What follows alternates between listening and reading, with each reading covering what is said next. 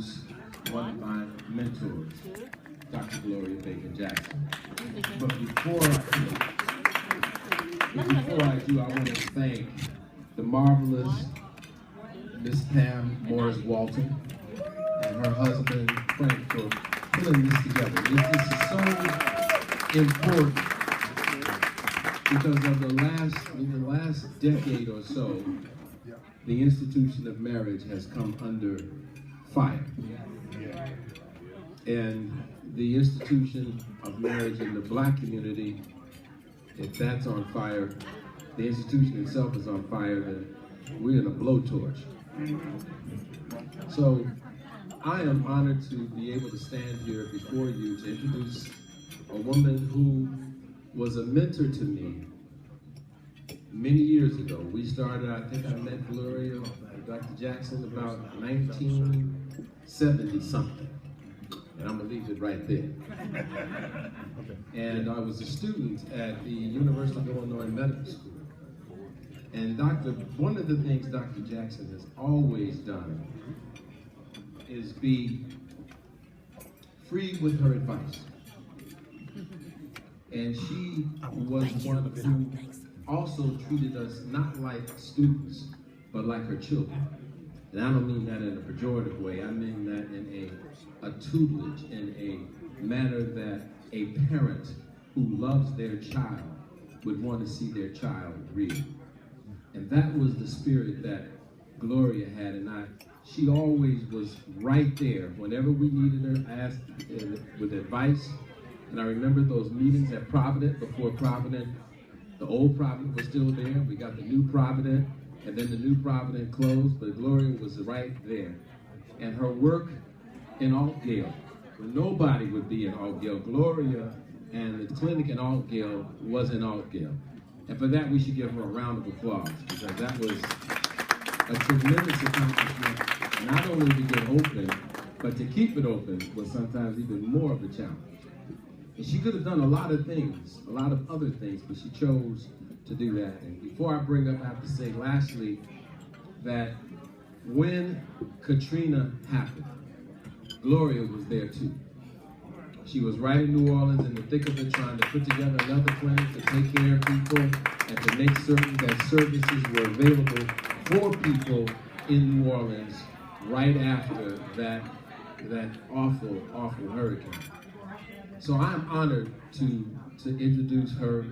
I'm honored that that Pam gave me the honor to introduce her. And I am so grateful, and my life is so much richer as a result of being in the presence of, under the tutelage of, and actually being a mentee of Dr. Gloria Jackson Bacon.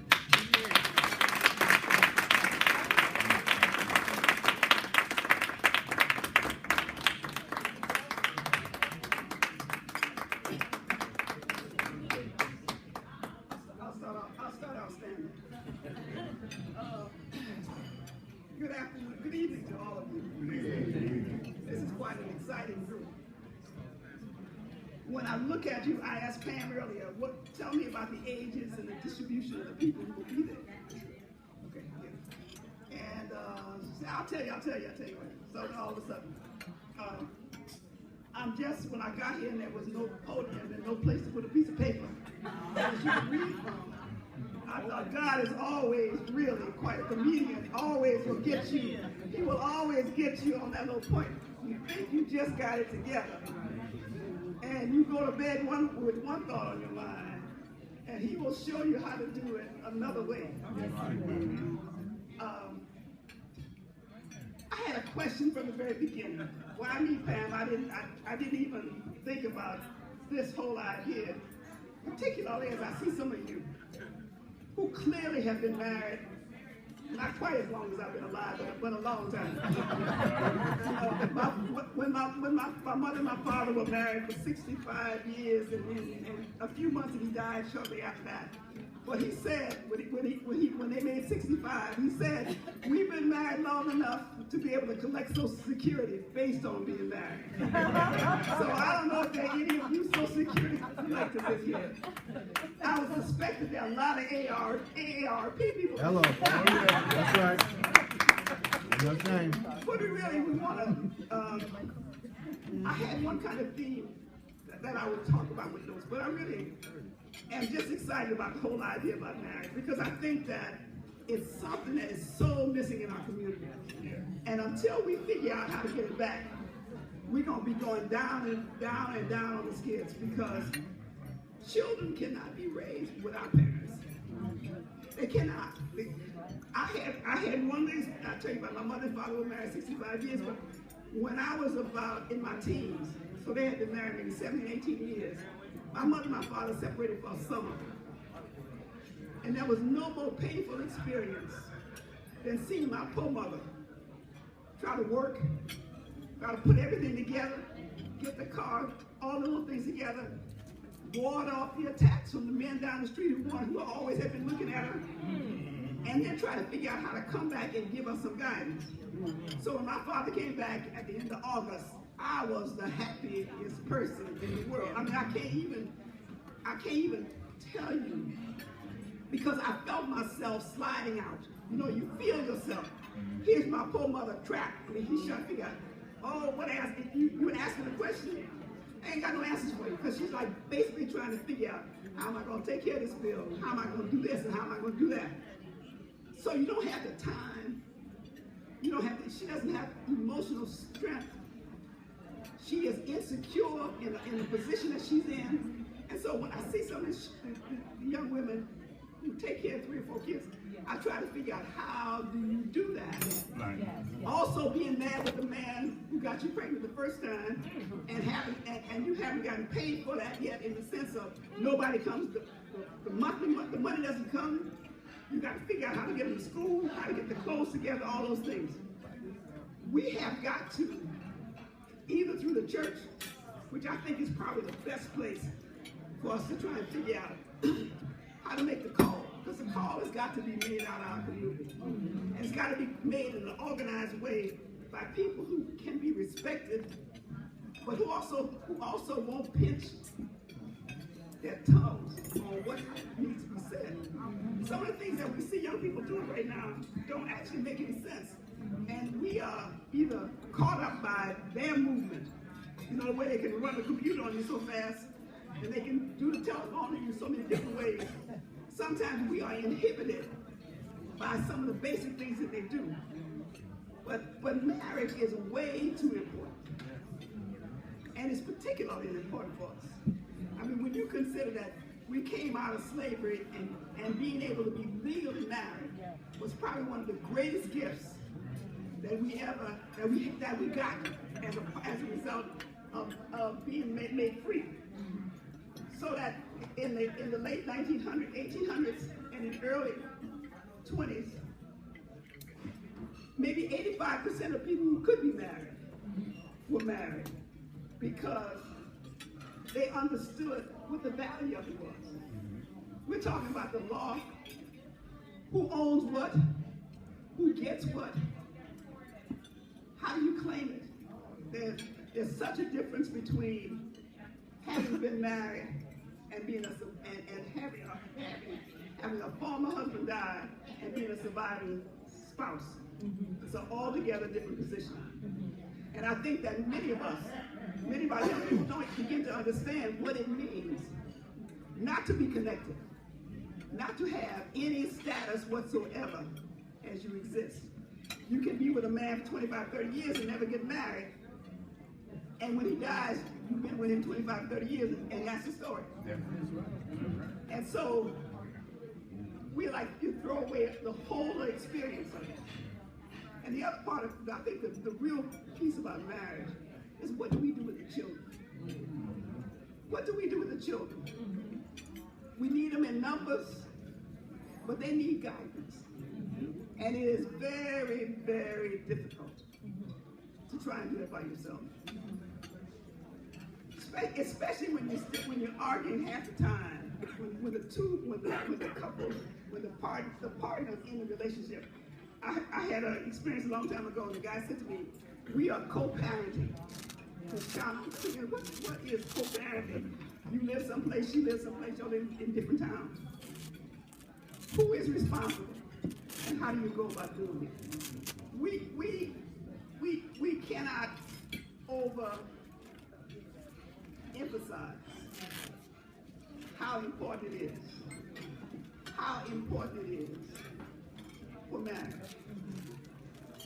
This is not to say that there's anything wrong with not being married, but it's so, people say, I've been rich and I've been poor.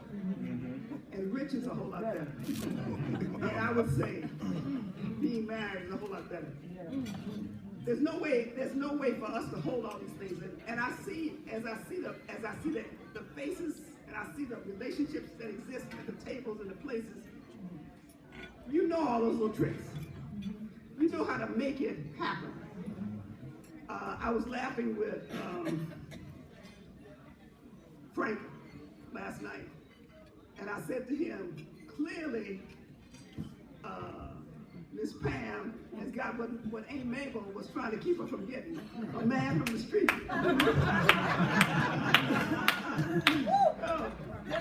But it was just a little bit of the street that she needed to round off her life. And so often that is the combination. You see people and try to figure out how did this combination come up? How did they come about together? And why are they still together after so many years? It's because there is a little bit of salt in the seasoning, a little bit of sugar that you put in a little bit of the vegetable that you're not supposed to put in. That makes the difference in the taste. And so we really are talking about just really for all of you trying to figure out, are there programs that we can put together? Is there something that we can do ongoing? Because I see it as very detrimental to us if we don't find another way to put our families back together. I see the children, I mean, you see them every day, lost. And the other part about it is, if you don't teach them, they'll never know. Right. So then now you got a whole generation, this is what Dr. Mason was saying, it's a whole generation or two of children who've never seen anybody married, never lived in a house. It says something like 80+% of the children, black children now, are living in houses that don't have two parents. Which means that, how do we direct them? And what are they going to be like in another 10 years? I mean, if we think we're in trouble now, these are the second or third generation of people who have never had parents, who have never had fathers in the house. If you go as fundamentally back to the jungle, as they like to talk about. But if you just go to the animal kingdom and look at the whole division, sometimes we watch educational TV. Sometimes I'm just watching it.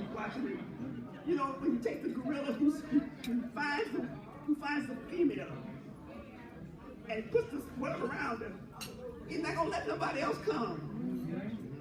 And that's really what's so missing from a lot of our teenage girls. You ain't got no daddy, you got nobody, you have nobody to protect you. Nobody to guide you. And if we can't pull that back in, I don't know what we're going to do. Now maybe you have some ideas or some suggestions, but I'm impressed that it is very difficult for us. And I think that unless we attack it soon, and I'm saying, are there any ministers here? Anybody got any marriage ministries or any kind of teaching where we might be able to institute ordinary kind of conversations or training or teaching or some way?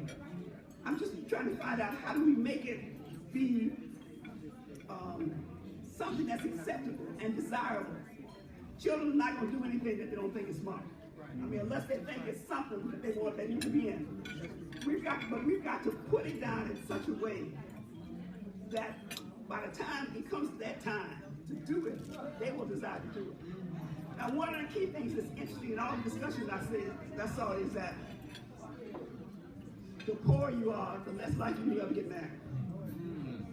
So, if you get out of college and you get a good job, you got a good possibility of having a good price tag on it and being desired. I mean, it was painful even to see it, that's what happens. It just happens. It happens. Nobody wants to marry anybody that they've never seen make a dollar. Because what happens, if you say you're going to be responsible for me, Hello. you say you're going to be responsible for me, what happens if we also have 1 or 2 children? Hello. And you don't have any money at all. So you know the song says, I can do bad by myself.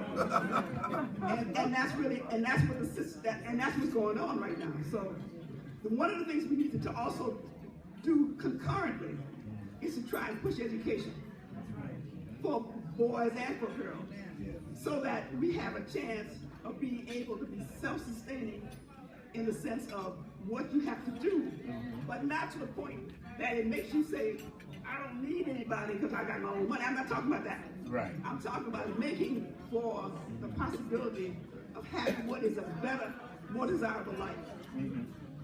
Just like that. So, Pam, I don't know if you thought beyond this weekend in terms of what we would do as a local phenomenon, but also across the country, because it is the same problem every city you go to. And try to figure out how would you use a church on one of those days other than Sunday, Right. to find some way to entertain marriage.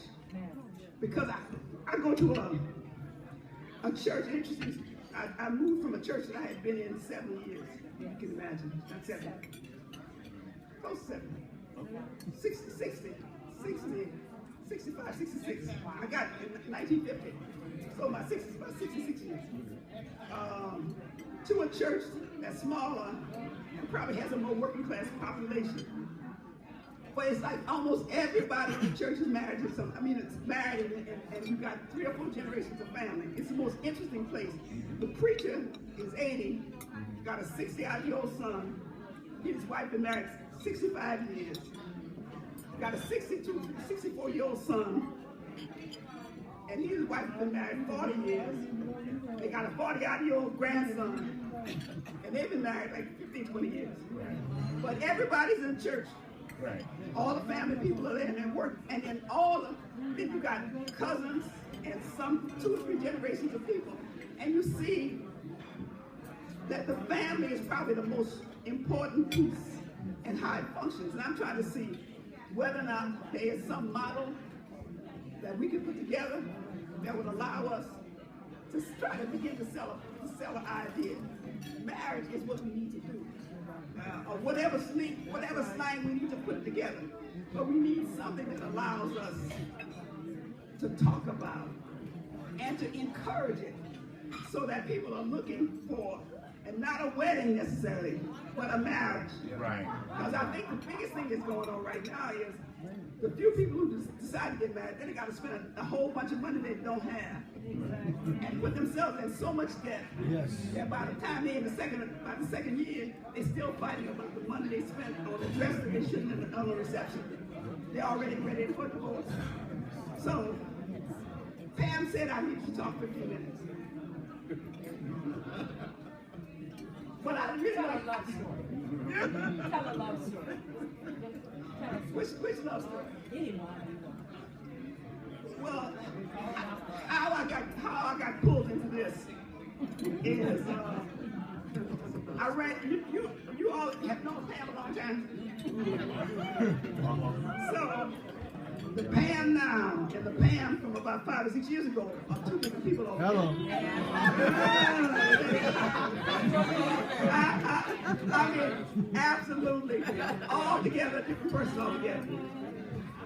And so we've been talking over the years, and I'm saying, Pam, everything is fine. Do not ask me about another thing. Do not fix another thing. Do not try to do another thing. Oh, I'm saying, and you're all right just like you are. You're all right just like you are. And then I run into this Pam, who says, I met this guy. I met this guy, and it's like, it's a whole other world. Because what happens is, She met somebody who gave value to her as she was. All right.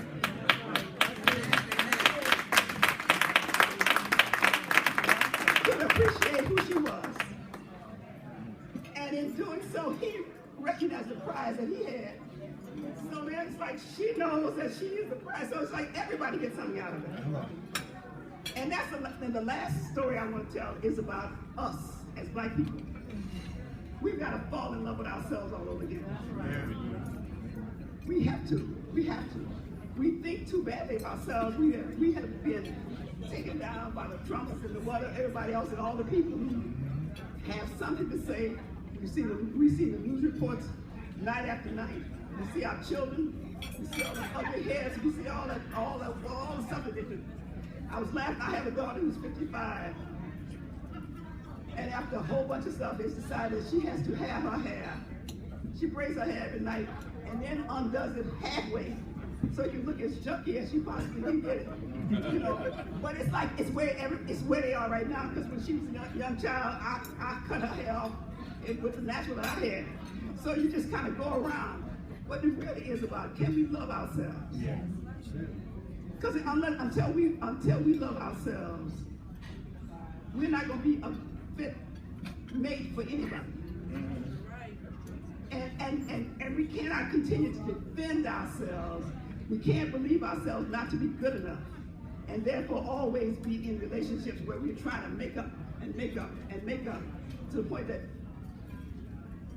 you feel like you've been cheated at some point. Love us. I think that the biggest thing for us is we have to just look at ourselves.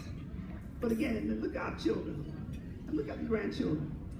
The one thing I would say about my generation that missed out, that I see, at least, but not all of them, because I've been back to New Orleans where I grew up, and I went back in time for my 50th class reunion from college. So everybody's grown in their 70s. But what you see now is a bunch of great children and great grandchildren and lots and lots of people. We didn't have a lot of children because we came into an enlightened stage. And it was really a disadvantage to ourselves and to our race because we had resources. So we could have given a lot to 3 or 4 children or 5 children. We had enough money. We had enough money to do so. We did. We had enough money and resources. We did. How many you have? 2. Okay, I have 2 too. 2 adopted. Okay. All right. So you're thankful for those. Oh, I'm so grateful. I know. I'm grateful that he's with me. But there still was more we could have done. And I'm saying even so, look at it. And look at the trees, look at the branches. And I think that if we fall in love with ourselves and then in love with the children that we have and nurture and grow them, we have a chance for the next generation. If not, we are lost and even lost them.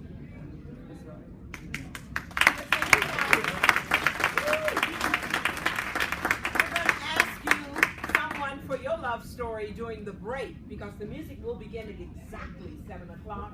But do you have a question for Dr. Gloria Jackson Baker? Does anyone have a question? We have time for a question. 3 minutes. Five. All right, introduce yourself. Takora Rogers Harper. This is my husband. Okay. 16 years. Oh, 16 years. My question is, we have many of our black young men, more of them than any other race of people are incarcerated. And I think that you were asking, what could we do? And I think maybe as couples, as black couples, we can become interested in the people around us, because we're living in a culture of individualism, you know, and we need to begin to look more at the people around us and what we can do to help other families that don't have a father in the home. So I'd just like to get your thoughts on the fact that many of our black men are not in the community. Well, you know, the other piece is you have church. Yes. These are where so many of the special kind of ministries come together. And it doesn't have to be your one individual church. It can be the churches in your association, it can be the churches in your neighborhood. But if you gather together people and figure out what is a visitation, what is there we can bring to them, what message can we give them? How can we show them love? Everybody says, show me some love. You know, how can we show them? Sometimes just some teaching. Sometimes just a book. And she's about to put me out. They're about to put me out. So. But anyway, we can talk afterwards. Okay. I know, but I'm saying something as simple as that. I really be helpful. And let's keep the conversations going on at our tables. Come on again for Dr. Gloria Jackson Baker. Thank you, JJ. We're getting ready to hear some jazz in just a minute. Yes, sir. Thank you. We are together up in here. I want everybody to know that. Trying to give me some heat back there a minute ago, but I had to come down and let them know who I am. And I'm very down on the ground. And I'm very happy. We are certainly hopeful during the break of the jazz that we have an opportunity to hear from everyone in this room. If you're married, you're a couple, we want to know how many years. If you're single, that's okay. We're happy that you're here with us. Amen? Amen. All right. And all of the gentlemen, will you please see me between now and the break? And that's because my husband almost ran me late because he had to do something for all the ladies in this room. All the ladies in this room, and he really almost made me late. Thank you, Frank. I told my assistant to drop me off at Lake Michigan and 31st. And he said, drop me off at 4900 South Lakeshore Drive. We'll come back and pick her up. But it didn't happen that way. He had a reason why he needed to do what he had to do, because he loves us so very much. And this is Frank's idea to do this weekend. So we're going to tell you all about this weekend after the break. Please, everyone, get to know each other. Enjoy this, because it's all about you. Thank you. It's all about you. The buffet is still open, so eat all the food that they have.